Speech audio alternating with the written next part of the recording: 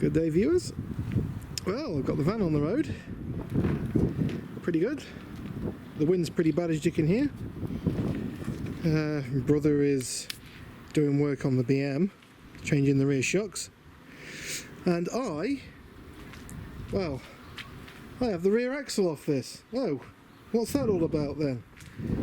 Well, everyone says to me that these rear bushes can always do with being changed. They're not horrific on this thing, but I may as well change them in when I'm out, eh? Be rude not to, I guess. They're about ready to go, look. Sounds like he's having fun over there. And, wish I did this sooner, of course. But the reason why I've got it all off, trying to get out the wind, is because I've got all this lovely corrosion under here, which you can't see because the... God, wherever you go, there's wind. Yeah. So what I'm planning on doing is getting rid of all of this rust that's under here by brushing it all back, all up here in this little gap, which I don't know if you can see or not. I'm trying to tilt the camera so even I can see up there. But no, whatever, take my word for it, it's pretty crusty up there. So with the rear axle I could have done it, but I thought I'll take it off because I can also service that thing as well. You remember the two bars that sort of sit on top of the axle? They link that to the edge, you know, and vice versa. Sway bars, basically. They were well rusty on this thing. I don't know if they're if I can reuse them, to be fair. I may have to try and source a replacement because they are quite rusty. You know, I'll strip them down and they're not that hard to change, especially now that I've took them all apart. I'll be able to take them off dead easy next time because the bolts will be nice and easy to do. Things like the springs, I think they're still usable. Excuse me. Crikey, hay fever is bad.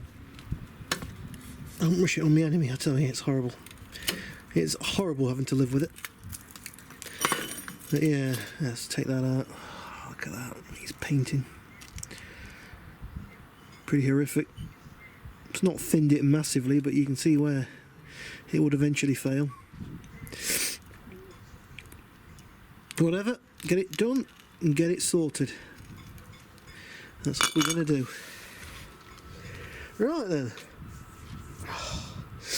I'm going to jet wash it, I think. I've got the, my brother's already been using it, and I did have the lance somewhere, the right angle lance. I don't know where I've put that. It's here on the floor. You go around the van and massive wind noise. Oh dear. It's so windy today.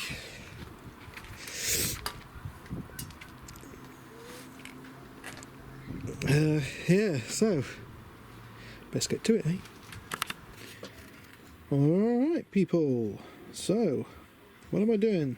Well, I've got all the springs out, all the bolts are out. As you know, the beam is off. This is my tow bar, which is half painted. The horrific looking sway bars, which are pretty bad. Dashboard is coming together slowly. As you can see, I've got most of it together. Yeah, so what am I doing underneath? I'm actually at the point where I'm just doing a bit of tidy up at the moment. Spent most of the day repairing things. The jack, for instance, the pump had gone on the jack. And yeah, just thought I'd give it a bit of repair. So I don't think I had jet washed it previously, did I? In that video that I just did a second, well, about a couple of hours ago. It's going dark now. So I jet washed it with the 90-degree turbo lance, and that has revealed quite a bit of rust. It's actually done a good job of removing all the flaky understeel off. I do like it when a jet wash does that. Because flaky understeel is a bad thing, obviously. It just means it holds water underneath it. It's like I've not even finished doing all this yet. I've got still more up there to do, look. You can't see it, but there's a bit there next to that little hole. Yeah, it's a slow process. It's still all wet, so it's nice to leave it overnight for it to dry out. But there's cavities up here I never even knew were there. For instance, all of this thing up here, this is all a cavity. I didn't know obviously that was there, so it'd be nice to be able to get the Dynex in that. And all up here, look, there's a little bit of a cavity inside that thing. Again, nice to get the Dynex up in there, just to help stop rust. Give it a fighting chance. Not even touched that side yet, so I know that's going to be bad. But this side was the more rusty side of the two, so maybe it's where the exhaust is and the heat dries it out, I don't know. But whatever, it's like on that back over there. See how it's all bubbly, look. I have to get the file over that. Can't get a wire brush in there, oops, wrong way. Can't get the wire brush in there, so what I'm using, my method of attack with dealing with this level of surface rust is a wire brush. Sorry, a wire brush. A file, and just literally keep going at it with a file, chipping off the bits that will chip off loosely. It's a very slow process, but it is a good process all the same. I'm impressed by how well the wheel arches look in this thing. No rust up in the wheel arch, which is brilliant. I'm going to underseal it anyway, because it is starting to crack the factory stuff. So I'm going to put my own underseal up in there and get it all nice over there. Look, that's where I did all the repair work, and all that needs undersealing, which is all stuff that I don't mind doing. This back hanger, it's a bit rough, but again, I can soon sort it out with the odor. Well, inside it, I can't really get inside the little bit, but you know what will get inside there? The Dynex nozzle. I'll just fit for that. It's like on top of this heat shield as well. Can't really get underneath it. It's riveted in and bolted in. But thankfully, there's not much rust up there, so I'm just going to get the Dynex nozzle up there and just spray it, and that should stop it. That's good stuff, that Dynex. Yeah, I've been driving this around without any exhaust pipe on for ages. No back box, shall I say. Yeah, I was a bit naughty there. Look, all that needs to be redone on that centre piece just here. Yeah, all that needs to be redone, which I will do. But yeah, when I did all these back pieces up here, when I did all this lot, I got in there with the, there's a bit, look, I forgot, look. It's always nice to keep going under here to have a look, because you do miss bits like in that corner up there, look. I'm impressed with how well I did this, to be honest. I mean, okay, the welding wasn't nice, and the spot welds definitely weren't nice, but at the end of the day, it's a sound repair, stronger than it was originally, and it should last, well, it should be one of the last things to rot out now, because now water can't get inside it. Much better design, so it should have been done from the factory. Yeah, I don't know.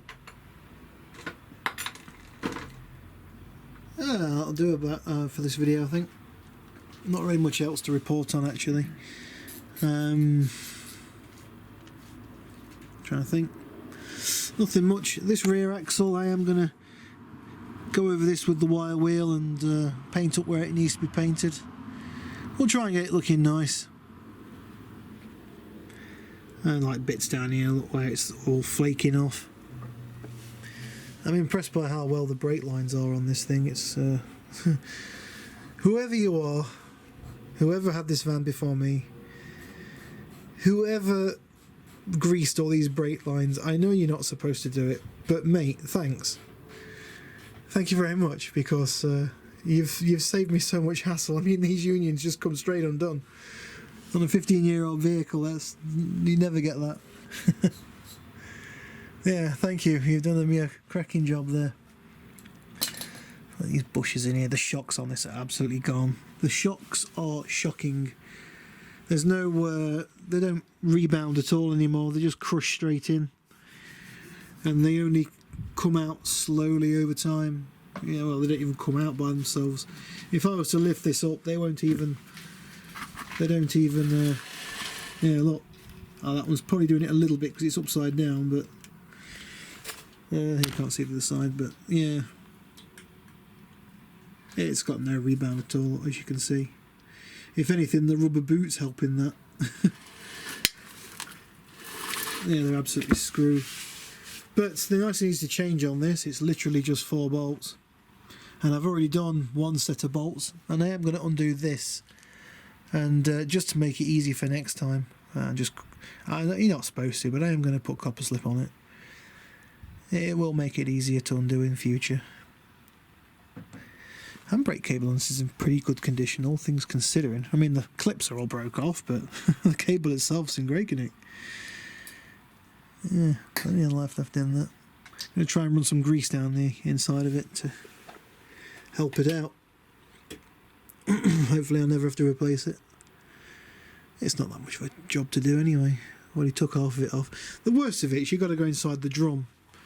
And I've never taken these drums off. I don't know if I can be bothered to now. It'd be nice to see what condition the pads are in, but normally they have a little hole in the drum so you can see in and check the pads, but in these they don't. It's either on the front or on the back, and this one doesn't have it on either, so yeah, it's a bit of a shame. Would have been nice to be able to have just inspect to see what the wear was like on them. I know the fronts have been done, but I don't think the backs have. I might pop a drum off for what it takes, just see what it looks like. I'll do it when it's all back up in the van then. Alright, that'll do for the video. Thanks for watching. I'll catch you on the next one. Peace out. Okay, so what have I been doing? Well, I have changed the old bushes. They look a mess now, but it wasn't horrific. Needed changing, but you know, got the new ones in. Nice. It's a job I'm not going to do in the future. What I'm going to do now is, so it's all rusty, I'm going to try and wire brush it down a little bit and give it a bit of paint. Nothing over the top. And then I'm going to have a go at fitting it. Yeah, nice little tip to get bushes out is to use the drill. Drill a hole through the rubber, slot a hacksaw blade in, do it up, and then just saw through the outer the outer. I did damage the bush a little bit, drifting it in. I used a piece of scaffold tube to drift it in. It just sort of was almost the right size, almost. It works, but it doesn't really matter if it damages, to be fair. It's a bush, it's designed to take impact, so yeah, should last another 15 years anyway. And you can always put stuff over the bushes as well. There's like a special coating you can put over them to make them last a bit longer, because anything that kills a bush is obviously, you know, rust getting into it.